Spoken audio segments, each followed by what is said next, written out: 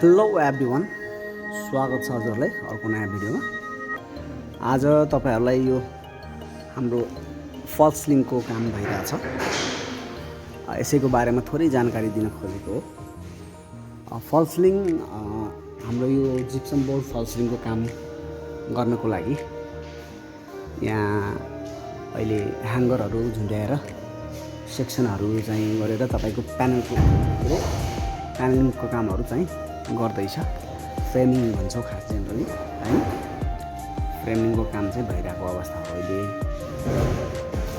यो चाहिँ falls link गर्दाखेरि हैन एकदमै चाहिँ राम्रो तरिकाले लाइन र लेभलमा हैन यो कुराहरूलाई चाहिँ ध्यान दिएर राख्नुपर्ने हुन्छ।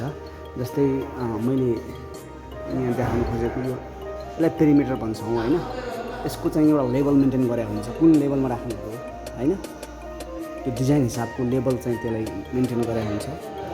जता जस्तो लेभल हुन्छ त्यस्तै यताको पेरिमिटरको पनि लेभल हुनुपर्ने हुन्छ है। अनि त्यसपछि हाम्रो यो गरिसकेपछि चाहिँ लेबलिङ गरिसकेपछि अब यो ह्याङ्गरहरू त्यही हिसाबले ह्याङ्गरहरू झुन्डेको देख्न सक्नुहुन्छ। त्यही हिसाबले यो ह्याङ्गरहरू चाहिँ हामीले झुन्डाउनु पर्छ चाहेको तपाईको हाइट हिसाबले।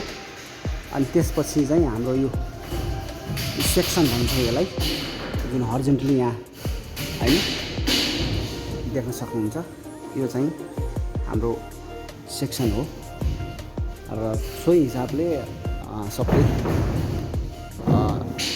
एक अर्कामा कनेक्ट गरेर यो चाहिँ फ्रेमिङको काम भइरहेछ।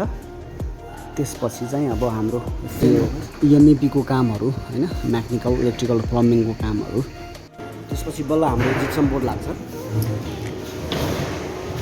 सँगसँगै अब हामीले यसमा अलिकति हेर्ने कुराहरू चाहिँ के हुन्छ भन्दाखेरि